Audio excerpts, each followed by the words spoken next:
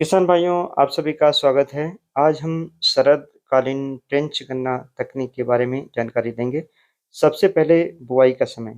बुआई का समय इस समय बहुत अच्छा चल रहा है।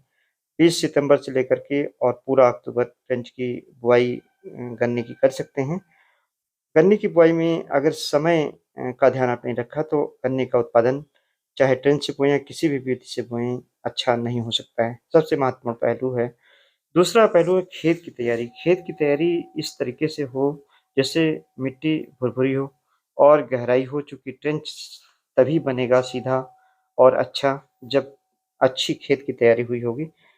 ट्रेंच से ट्रेंच बनाएँ। ट्रेंच की जो कीमत है 28 से 30 हज़ार रुपए आती है। ऐसे भी ट्रेंच हैं इस समय जिसमें खाद भी साथ में पड़ जाता है।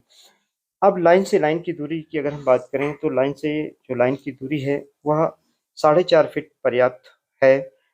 गहराई 25 से 30 सेंटीमीटर, लेकिन सबसे ज़्यादा आवश्यक है कि ट्रेंच बिल्कुल सीधी हो। अगर सीधी ट्रेंच नहीं होती है तो ऐसी दशा में पानी पूरा बराबर ट्रेंच में नहीं लगता है और कहीं जमाव जल्दी होता है, कहीं बाद में होता है और आखिरी तक इसका गन्ने की फसल पर काफ़ी प्रभाव पड़ता है। पोषक तत्वों की बात इसके बाद करनी है। पोषक तत्वों में ये ध्यान रखें कि गोबर की सड़ी खाद का कोई रिप्लेसमेंट नहीं, चूँकि उसमें मॉलिब्डेनम, बोरान, कॉपर, जिंक सभी प्रकार के आयरन तत्व 16 प्रकार के पाए जाते हैं। लेकिन गोबर की खाद कितनी डालनी है? 40 कुंतल 1 एकड़ के लिए पर्याप्त है। लेकिन गोबर की खाद कैसी होनी चाहिए? बिल्कुल सड़ी हुई खाद हो। गन्ना बोने के कितने दिन पहले? कम से कम 10 दिन पहले गोबर की खाद खेत में डाल दें ताकि उसमें जो माइक्रो ऑर्गेनिजम्स हैं उनकी संख्या भी बढ़ जाए और जो मिनरलाइजेशन का प्रोसेस है वह भी वो स्टार्ट कर सकें। गोबर की जब खाद डाल रहे हों तो उसी समय आप ट्राइकोडर्मा 5 किलोग्राम प्रति एकड़ की दर से, माइकोराइजा 4 किलोग्राम प्रति एकड़ की दर से और जिंक 10 से 12 किलोग्राम मिला करके खेत की आखिरी जुताई पर डाल दें। 10 दिन पहले अगर जुताई करते हैं तो छोटे-मोटे जो बीज निकलने होते हैं बुआई के समय से पहले वो निकल जाते हैं। अब बात आती है गन्ने के बीज की। गन्ने के बीज में सबसे ज़्यादा महत्वपूर्ण है कि किस प्रजाति की गन्ने की बुआई करें। इस समय 13-235 गन्ने की किस्म सबसे बेहतर चल रही है जिसको हर समय बुआई कर सकते हैं। इस बीज का चुनाव कर सकते हैं। इसके अलावा 16-202 का कर सकते हैं, 17-231 का कर सकते हैं, 118 का कर सकते हैं। ध्यान ये रहे कि जिस दिन गन्ना बोना हो उसी दिन गन्ने के बीज की कटाई करें। नीचे की 2 आँख छाँट दें और गन्ना का गोला बाद में अलग करें, पहले गन्ने के टुकड़े काट लें। काटने का तरीका है कि कटर से गन्ने को काटें। अगर कटर से आप गन्ना नहीं काटते हैं तो बड डैमेज होने के चांसेस रहते हैं और नमी का ह्रास होता है। बाद में सेट की राटिंग होने लगती है। किसान भाइयों, अब बात आती है कि केमिकल फर्टिलाइजर्स कितना प्रयोग करना चाहिए। सिंगल सुपर फास्फेट 200 किलोग्राम प्रति एकड़ की दर से, ये चूँकि अच्छी खाद है जिसमें कैल्शियम भी पाया जाता है, फास्फोरस पाया जाता है, कई केसेज़ में बोरान भी पाया जाता है और सल्फर पाई जाती है। इसका प्रयोग करें। कितनी मात्रा डालनी है? 200 kilogram. Muriate of potash 40 kilogram और यूरिया 45 किलोग्राम 1 एकड़ के लिए पर्याप्त होती है। इन खादों को मिला लें। मिला करके ट्रेंच जो आपने 25 से 30 सेंटीमीटर गहरी बनाई है, उस ट्रेंच में पहले खाद डाल दें, उसके बाद गन्ने के टुकड़े डालने हैं। सिंगल बड से अगर गन्ने की बुआई कर रहे हैं तो करीब 15 इंच की दूरी पर बड से बड की दूरी हो।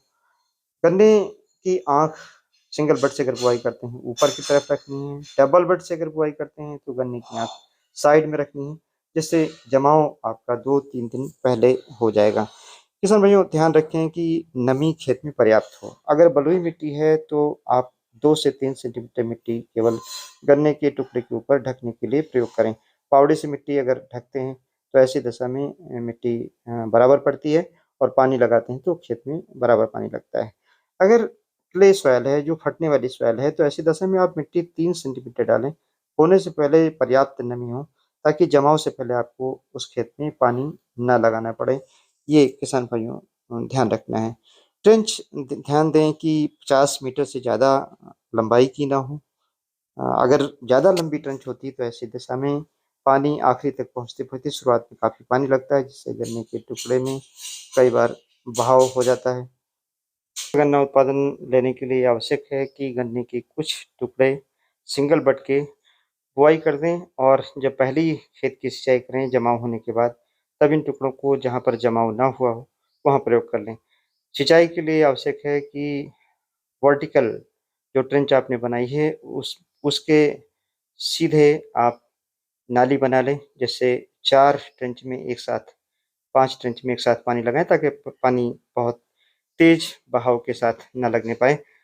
ये ज़रूर ध्यान रखें, अगर खेत में कहीं पर भी दीमक का प्रकोप आपको लगता है तो ऐसी दशा में दीमक के उपचार के लिए क्लोरोपाइरीफास अ, का 2 एमएल प्रति लीटर की दर से ड्रेंचिंग कर दें। बीज का शोधन करना बहुत आवश्यक है।